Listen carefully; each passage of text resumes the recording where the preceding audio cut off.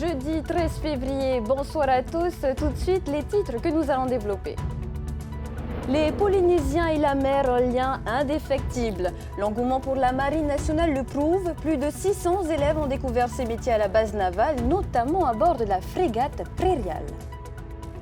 Son corps n'a jamais été retrouvé. Augustine, 27 ans, a disparu il y a 3 ans. Aujourd'hui, son amant est jugé pour meurtre aggravé, un procès sous tension et des proches toujours en quête de vérité. Le Festival culturel des arts des Australes avancé d'1 an pour éviter les élections municipales prévues en 2026. Le rendez-vous est donné à Rimatara. Les îles ne sont pas toutes prêtes, mais les organisateurs veulent tenir leurs promesses. Nous en parlerons avec le maire de Rimatara, Artigas Hatitio. L'île compte aussi d'autres projets en cours. Taekwondo, boxe et rugby, nos athlètes repoussent les frontières dans leur discipline. On prend de leurs nouvelles comme chaque jeudi dans Terra Sport avec Oriano Tefao.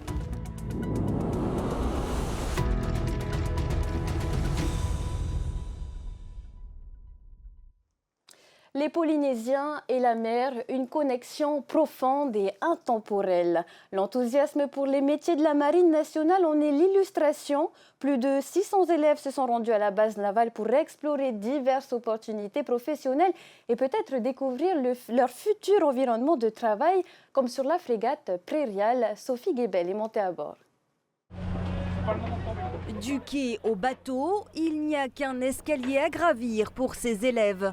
10 établissements scolaires ont fait le déplacement pour le Forum des métiers de la Marine nationale. Première découverte, le métier de fusilier marin, de quoi attirer de nombreux élèves. Je suis très contente de venir aujourd'hui ici parce que ça va vraiment m'être utile dans ma vie à l'avenir. Tu sais déjà ce que tu veux faire plus tard ? Oui, secrétaire administratif dans l'armée de la marine, justement. On leur apprend notre spécialité de base, donc le métier de fusilier marin en particulier, avec de l'armement, des vidéos où on part en mission, en exercice. On leur apprend notre vie quotidienne. Et des Polynésiens attirés par les métiers de la marine, il y en a beaucoup. Parmi les 500 marins au Fénois, une centaine sont originaires de Polynésie. Ce sont d'excellents marins qu'on retrouve quelques années plus tard qui reviennent sur le Fénois. Et donc pour nous c'est très important aussi. Et on a pas mal de marins qui sont venus il y a quelques années là, qui ont fait ces journées-là et qui se retrouvent sur les bateaux actuellement et qui peuvent témoigner de l'aventure qu'ils ont vécue. Donc oui, c'est très important pour nous. Parmi eux, Jalov est originaire de Rurutu. Elle travaille à bord du Prairial en tant que maître d'hôtel, heureuse de pouvoir transmettre son métier. Je vois vraiment que ça les intéresse de s'engager. Et nous, en ce moment, c'est juste le métier marin pour les voir commencer, pour les apprendre, les donner des motivations. Donc on peut aller du canon de 100 mm en passant par les 20 mm. En plus de la maintenance, la restauration fait partie des 2 domaines les plus prisés par les Polynésiens dans la Marine nationale. L'occasion pour les élèves du lycée hôtelier de découvrir une autre façon de travailler. C'est très différent de ce qu'on fait. C'est comme ce qu'on nous apprend et c'est pas vraiment de la gastronomie, c'est comme si c'était un peu une cantine. Au total, 80 métiers existent dans la Marine nationale. Un large panel de découvertes pour les élèves. 600 d'entre eux ont participé au forum ce matin. Elle avait 27 ans et son corps n'a jamais été retrouvé. Voilà 3 ans que la jeune Augustine a disparu. Aujourd'hui, son amant est jugé pour meurtre aggravé. Un premier jour de procès sous tension et les proches de la victime dans l'impossibilité de faire leur deuil. Nicolas Pérez, Matayorei. Présentée comme une jeune fille pleine de vie, Augustine avait 27 ans au moment de sa disparition. Selon ses proches, elle subissait des violences et rentrait parfois couverte de bleu. Face à l'accusé, la mère de la victime ne cache pas son émotion. De résoudre et d'entendre comment il a tué ma fille, c'est ça qui fait plus mal. Et qu'est-ce que j'attends au juste? C'est qu'il crève en Tania. C'est dommage, je ne vais pas souffrir comme ma fille, elle a souffert. Une famille dans l'incertitude et pour la cour un parcours difficile à retracer le soir du drame. Malgré des vidéos de surveillance et autres pistes audio inaudibles. Seules les incohérences de l'accusé lors de ses différentes auditions font de lui le coupable désigné. L'accusé n'a jamais essayé d'appeler la victime après sa disparition. Ça nous a un peu alarmés, déclare l'un des enquêteurs de la gendarmerie. L'emploi du temps de l'accusé a également été passé au crible. Et là aussi, l'homme a été mis en difficulté. Il avait en effet déclaré avoir passé la nuit entière à Faha, sauf que son téléphone avait borné à 1h30 du matin à Maïna. Perdu dans ses argumentations, il lancera dans la salle « Je suis un lâche » quand la grand-mère d'Augustine lui demandera pourquoi il n'a rien dit. Je prie le Seigneur tous les jours pour qu'on me ramène ma petite fille. Parce que ça fait mal d'attendre d'ici le lendemain et disparaître. Et je plains tous les mamans qui soient patientes avec leurs filles. Il faut les aimer tant qu'ils sont là. Il ne faut pas attendre qu'ils soient partis, c'est là qu'on pleure. C'est le jour où ils sont présents devant toi. Assume ta responsabilité de mère. C'est pas après. Originaire de Faha, la jeune femme fêtait au domicile de sa grand-mère l'anniversaire de son compagnon, Rudy. Un homme marié qui a avoué, durant ses auditions et lors de la reconstitution, avoir asséné un coup qui l'aurait fait tomber en contrebas d'une falaise à Papeete. Enceinte au moment de sa disparition, Augustine reste à ce jour introuvable. L'accusé encourt la réclusion criminelle à perpétuité. Voilà un procès qui s'étend sur 3 jours. Le calendrier politique bouleverse celui des grands événements du pays. Le prochain festival culturel des arts des Australes a été avancé d'1 an. Il est prévu du 2 au 7 avril à Rimatara. Plus de 500 personnes sont attendues, mais les îles de l'archipel ne semblent pas toutes prêtes. Les détails avec Désiré Teivao et Tauhiti Tomiamusan. C'est à Rimatara, au début du mois d'avril, que battra le cœur de tout l'archipel des Australes. Danse, chants, expositions artisanales ou encore Tuaro Maui sont au programme du festival. À Tupuai, la délégation répète son spectacle depuis près d'1 mois. Nous sommes en pleine préparation ce soir. Il y a des répétitions qui se font sur le chapiteau, sur le grand chapiteau de la commune. Les préparations de nos danses, Sarawa, donc ça fait presque 1 mois qu'on est en préparation. Et les artisanats. Du côté de Reivave et de Sotavana Bruno Flores, la préparation pour ce nouveau festival est plus compliquée. L'île a accueilli l'année dernière les Jeux des Australes et le séminaire des églises protestantes. Difficile donc de mobiliser à nouveau la population. Reivava n'est pas encore prête pour le festival, mais on fait de notre mieux. On fait de notre mieux pour satisfaire Reivava à pouvoir se présenter au Festival des Australes à Guimataga dans 2 mois. Dans 2 mois, il faut dire comme ça, c'est court, hein, le délai est très très court pour nous. La population maintenant, on attend, on les appelle à venir se présenter pour préparer pour le festival. Pour l'organisation de ce festival des Australes, le budget s'élève à près de 60 millions de francs. Le pays, par l'intermédiaire des ministères de la Culture et des Sports, apporte un soutien logistique à l'événement. En ce qui nous concerne, l'IGSPF va venir en appui logistique puisqu'il y a les 500 matelas qui sont déployés généralement sur nos grandes manifestations de sport et de jeunesse. Et puis ensuite, ça va être un vrai partenariat pays, commune, sport, jeunesse et culture. Prêt ou pas, 500 personnes sont attendues à Rimatara pour célébrer la culture des îles australes. L'organisation de cette 3e édition du Festival culturel des arts dans le Sud, on en parle en plateau avec le maire de Rimatara, Artigas Satitio. Bonsoir.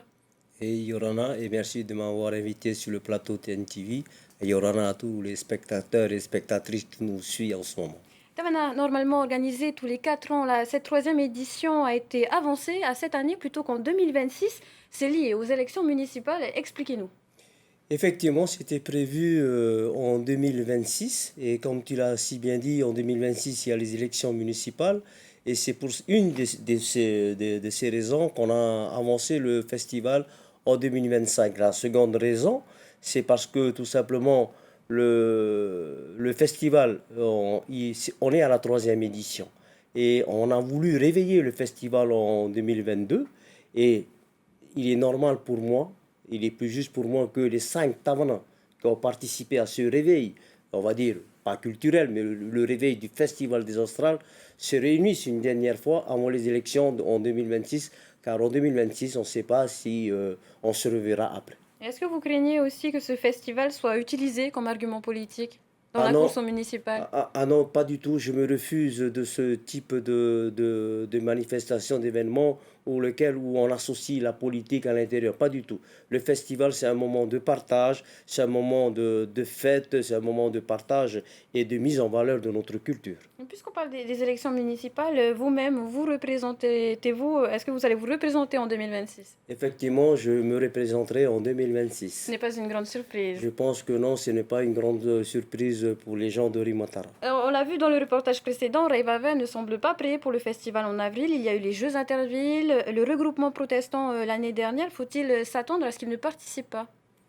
Non, je ne pense pas qu'ils ne vont pas participer. Ils vont participer, hein, connaissant le Tawana de Raivaven. D'ailleurs, dans le reportage, il appelle sa population à se réunir pour se préparer au festival de Rimatara. Je voudrais le rassurer, on est tous à peu près au même niveau de préparation. Même nous, on a démarré notre préparation il y a à peine dès le début du mois de février. Donc on est à la même ligne de départ, je veux dire. Et ce n'est pas un concours, hein. C'est un festival, c'est un moment de partage. Tawana, depuis 2024, vous êtes réunis en communauté des communes Tetama Hiro, à l'exception de Raivaven. Pourquoi avoir choisi l'intercommunalité? L'intercommunalité est un moyen pour nous de développer économiquement notre archipel.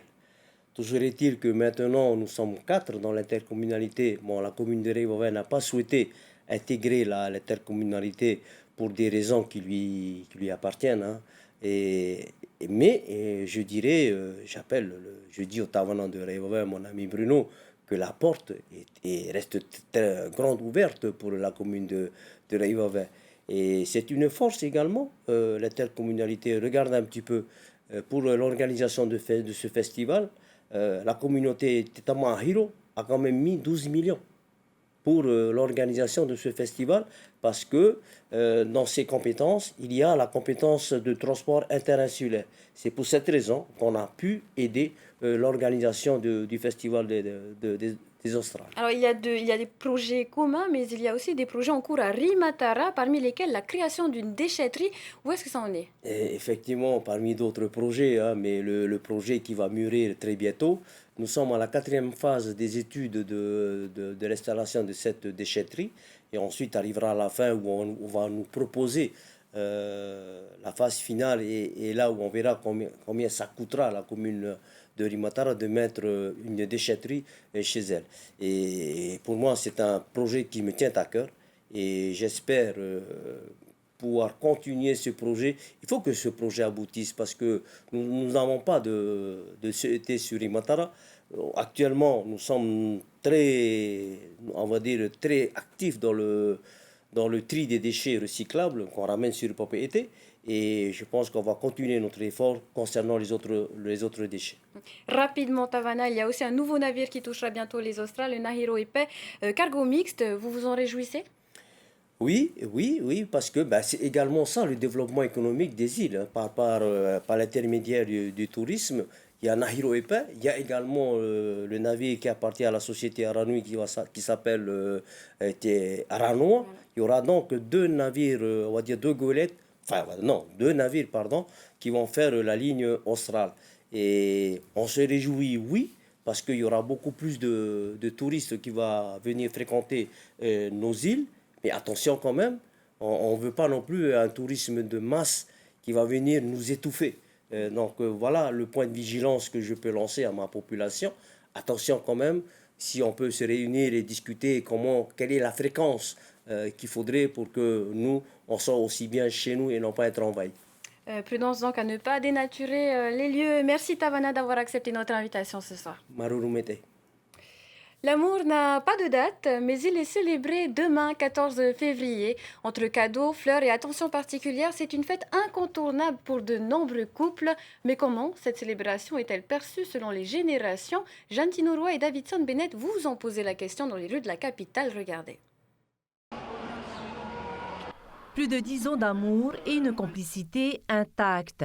Arrivé samedi dernier à Tahiti, ce couple de touristes américains va célébrer l'amour autour d'un bon dîner.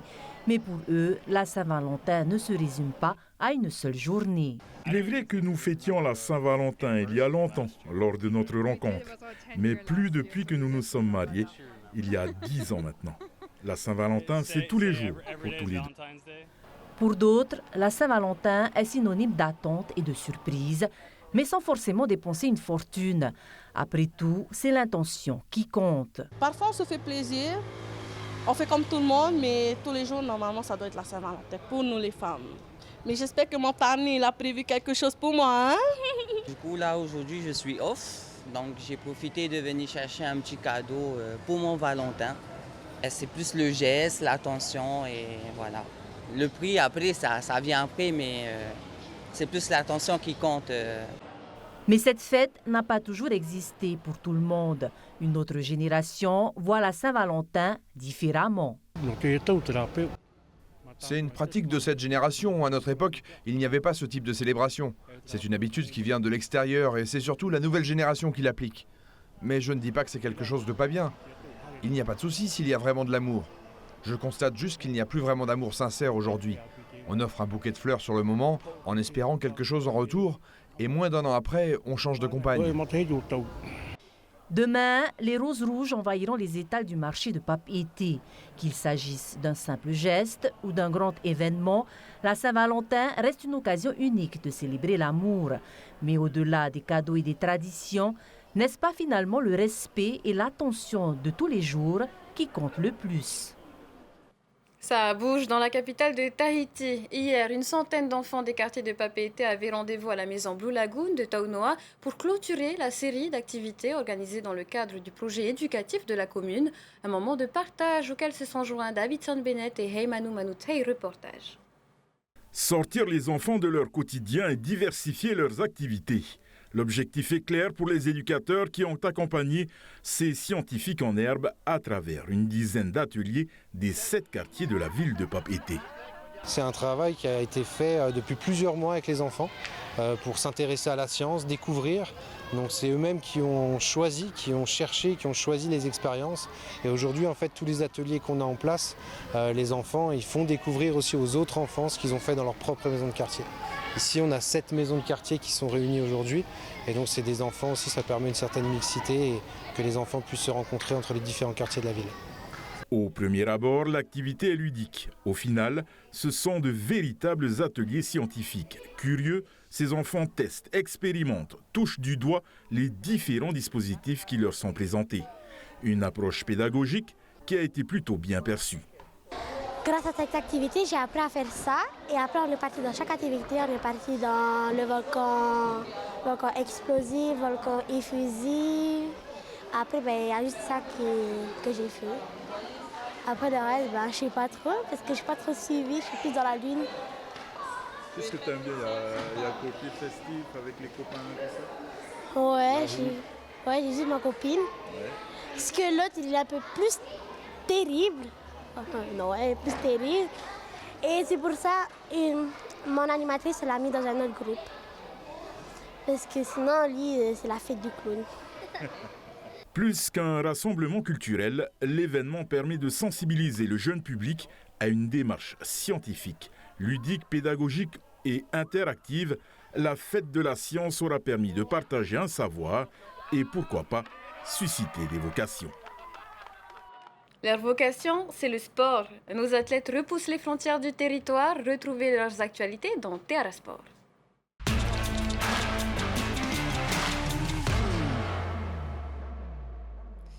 Et on prend de leurs nouvelles avec Oriano Tefa. Oriano, bonsoir. Yorana Athéna. Alors, ils sont plusieurs combattants tahitiens à rentrer en compétition ce week-end. On commence par nos taekwondoïstes. Ils disputeront les US Open. Et oui, nos athlètes sont déjà sur place pour s'acclimater car il fait très froid. Là-bas, ce n'est pas le Groenland, mais il fait quand même moins 10 degrés. Une belle délégation tahitienne participe à cet événement. Ils sont plus d'une trentaine issus des clubs de Tahiti et de Moorea. Les combats débuteront ce samedi. Nos athlètes sont prêts à en découdre. Des contraintes de logement les ont dispersés. Nous avons pu contacter le club HVM Nofaa pour nous donner la température à quelques heures de la compétition. On les écoute. C'est dur parce qu'il ne fait pas assez chaud. C'est dur à transpirer. Tu ne peux pas perdre beaucoup de poids. Et nos entraînements, c'était dur, on a passé beaucoup de temps. Comme Théoto l'a dit, c'était très dur. C'était pas évident, il faisait froid, moins 10 degrés. En plus de ça, il fallait perdre du poids. Avant la compétition, je me sentais un peu stressé, mais aussi pressé de pouvoir affronter mes adversaires, voir qu'est-ce qu'il va falloir que je fasse et tout, travailler mes techniques. J'ai hâte. On a un tour 7.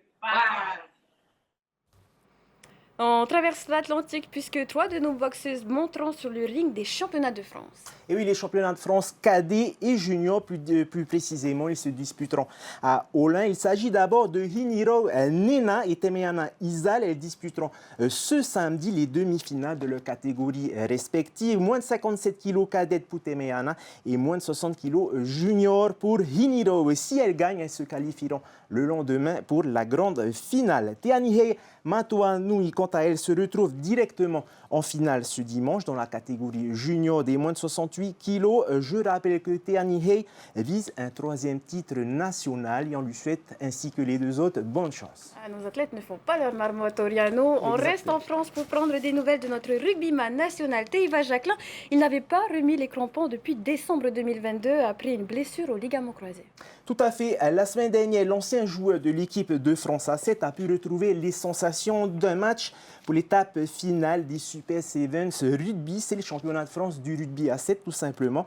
C'est l'équipe de Vannes qui l'a invité à fouler la pelouse avec le club. L'objectif était de regoûter à la compétition. Il a déclaré sur les réseaux sociaux, après tout ce qu'il a passé, c'est une énorme victoire pour lui-même. Et s'il n'était pas à 100%, ce n'était pas grave car il a déjà mis un pied dans le circuit. De retour à Bayonne, Teiva essaiera d'intégrer le CERS de Cap-Breton pour achever sa rééducation et on lui souhaite bien entendu bonne continuation pour la suite. Merci Oriano Tefa, on vous retrouve jeudi prochain. Merci à vous, à jeudi prochain. Et après votre journal, vos émissions locales suivies du meilleur pâtissier spécial célébrité, continuez avec votre série du jeudi et le film Coup de foudre à Manhattan. À partir de demain, retrouvez Davidson Bennett pour vos éditions d'information. Excellente fin de semaine à tous, à bientôt. Retrouvez ce journal en replay sur notre site internet et notre application mobile TNTV.